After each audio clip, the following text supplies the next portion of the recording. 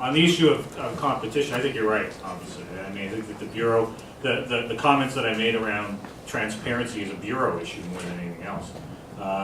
And there's been just no action. And of course, the prior chair of the Competition Bureau came out of the telecommunications industry, and it's unfortunate that there wasn't more action on this particular issue. And I think they have been asleep at the switch. And so you're right. Whether or not the particular personality of whoever leads the Bureau will make the difference, I'm not sure.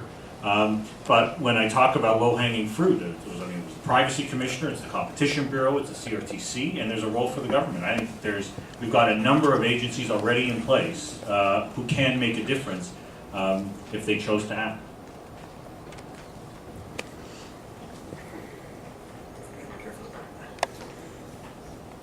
I guess from my perspective, one thing that could be shared was an experience that I went through. Obviously, everybody knows the throttling case. But when everything started, before it became a CRTC issue, we started looking around and asking, what can we do? Just try to either get answers or somebody to fix this, what was instantly became a problem. And we attempted pretty well all the avenues, from Competition Bureau to Better Business Bureau to writing to our MPs, and everybody pretty well all said you have to go back to the CRTC. They are the ones that are going to, in the end, give you the answer of right or wrong, and then from there you'll have the ability to act or take it. And at this point, obviously, it's been more or less of a take it scenario. But I think, especially with what Conrad said recently, I mean, there seems to be a flavor developing for change. So long as we keep this up and we keep in their face about it, I think perseverance will actually prevail in this case. So the answer to you, I think, really right now is time and waiting them out and keeping on the pressure.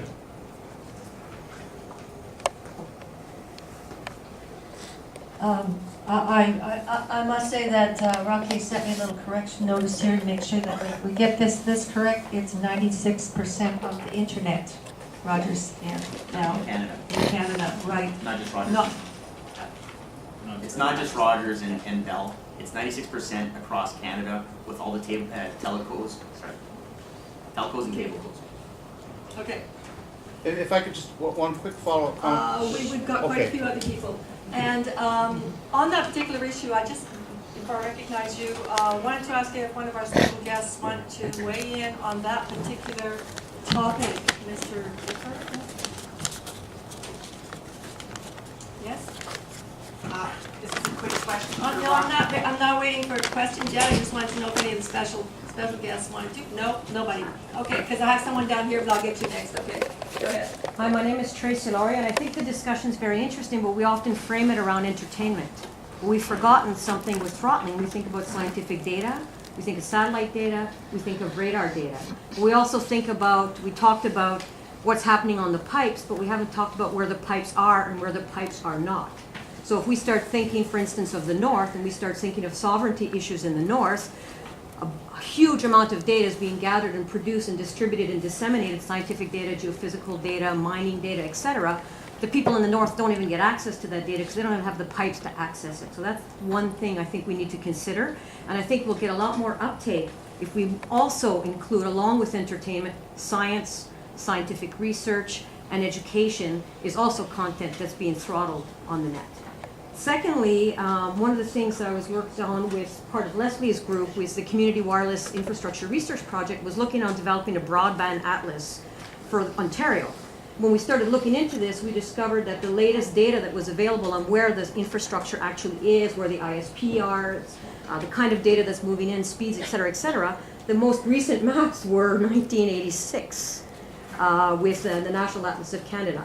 Accessing some of the more recent data for Canada across the country is extremely difficult, if not near impossible.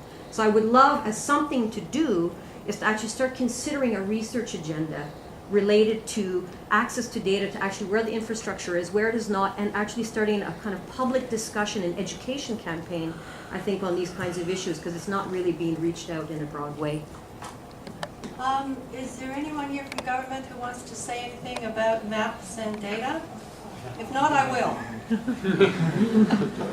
Okay. I do happen to know that Industry Canada is working on just such a map. As you, I was terribly excited to hear that they were going to do that. In fact, it should almost be ready. They appear to have created a national data map in which we'll know by household who's got what speeds, who the providers are. That anyways is the claim, we'll see. But apparently, we'll all be able to have input in there, so we'll be able to say whether or not this information is correct. So I think that's really kind of exciting. We'll see where it goes. Just one quick thing, just to try to do you one better. In terms of what this is about, I agree with you. Entertainment is, it's important for a lot of people, but it may not be as compelling. And I know Frank and scientific data is important, but that too may not be as compelling. And I turn back actually to Tim Denton, whose concurrence said it's free speech, stupid.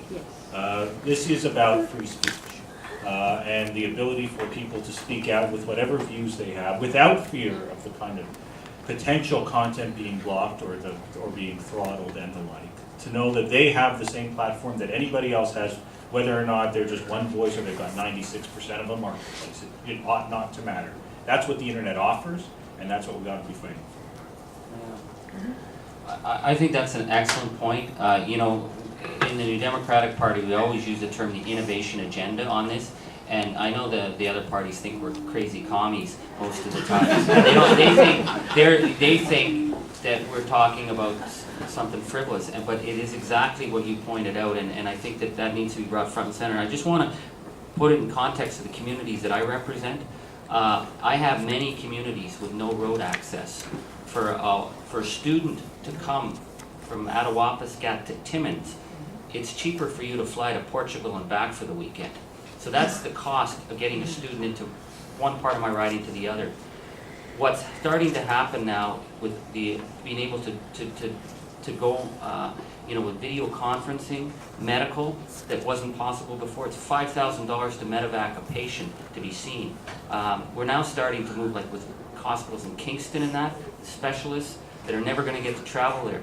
Now, imagine the day that Rogers Video on Demand, I don't want to pick on Rogers, I work with them well, and you know what, I have no problem with them, but say Rogers or someone else has got a video on demand service, and boy oh boy, there's a problem on the internet, and they, you know, that you promised your consumers speed.